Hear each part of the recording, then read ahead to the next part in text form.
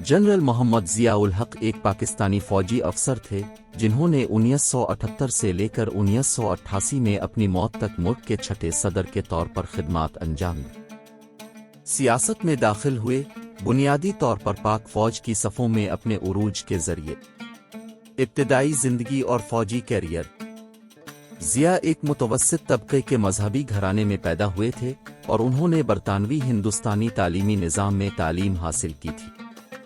उन्होंने दूसरी जंग अज़ीम के दौरान खिदमत अंजाम देते हुए 1943 में ब्रिटिश इंडियन आर्मी में शमूलियत इख्तियार की।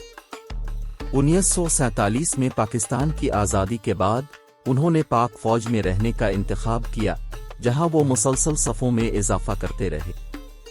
ज़िया ने पाकिस्तान और बैरून मुल्क तरबियत हासिल की, जिसमें फोर्ट लियोनवर्थ, कंसास में US command and general staff college में एक ओहदा भी शामिल है।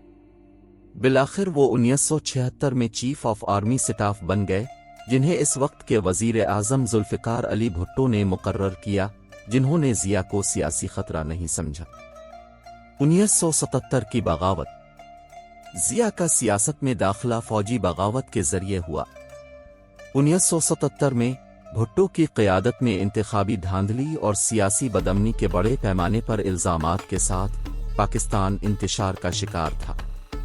जब भुट्टो अपोजिशन के साथ समझौता करने में नाकाम रहे तो ज़िया ने 5 जुलाई 1977 को मार्शल लॉ का ऐलान करते हुए एक खूनखार बगावत के जरिए इक़्तिदार पर कब्जा कर लिया।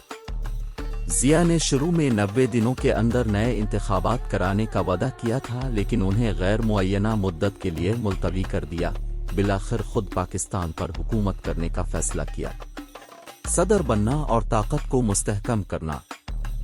1978 में ज़िया ने सदर का किरदार संभाला। ये ओहदा वो अपनी मौत तक बरकरार रखा गया।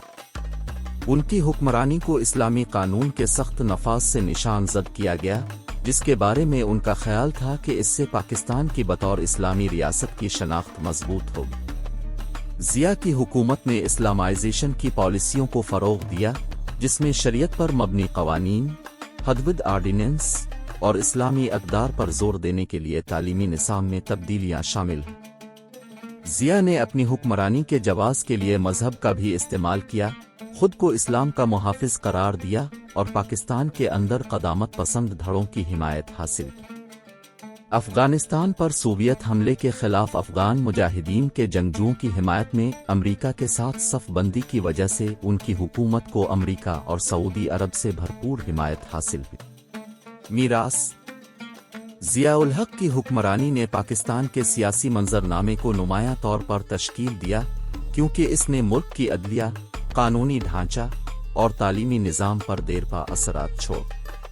उनकी हुक्मरानी को इस्लामी क़दामत परस्ती के फ़रोग़ और पाकिस्तान की सियासत में फ़ौज के असर व रसूख़ को बढ़ाने के लिए याद किया जाता है।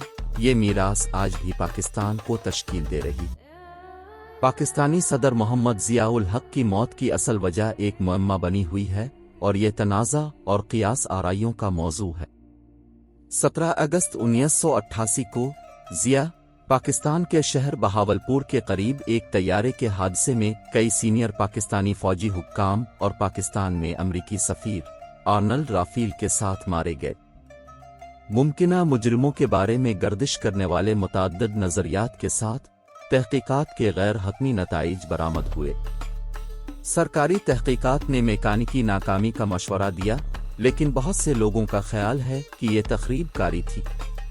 मुबैना तौर पर मलबे में धमाका खेज़ गैस के निशानात मिले हैं, जो मुमकिना बम या कीमियाई डिवाइस की निशानदेही करते हैं।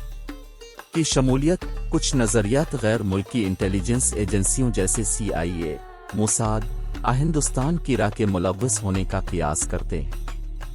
अमरीका के ज़िया के साथ पेचीदा ताल्लुकात थे, ख़ास तौर पर सोवियत यूनियन के ख़िलाफ़ अफ़गान मुजाहिदीन की हिमायत के बाद, जबकि इसराइल और भारत के पास पाकिस्तान के जौहरी प्रोग्राम से ख़तरा महसूस करने की स्ट्रेटेजिक वजूहात थी। एक और नज़रिया पाकिस्तान के फ़ौजी और सियासी हलकों के अंदर मुमकिना साजिश शामिल है। ज़िया की आमिराना हुक्मरानी और मुतनाज़ा पॉलिसियों की वजह से फ़ौज और हुकूमत के अंदर बहुत से मुखालिफ थे। मैंगो बम थ्योरी भी कहा जाता है, اس رپورٹ کی بنیاد پر کہ جہاز کے اڑان بھرنے سے عین قبل آموں کے کریٹ اس پر لدے ہوئے تھے۔ یہ قیاس کیا جاتا ہے کہ آم کے کریٹ میں ایک دھماکہ خیز آلہ چھپا ہوا تھا، حالانکہ یہ نظریہ غیر تصدیق شدہ ہے۔ کسی مجرم کی شناخت کے لیے کبھی بھی کوئی حتمی ثبوت نہیں ملا، جس کی وجہ سے اس واقعے کو پراسرار بنا دیا گیا اور اسے سازشی نظریات کے لیے ایک مقبول موضوع بنا دیا۔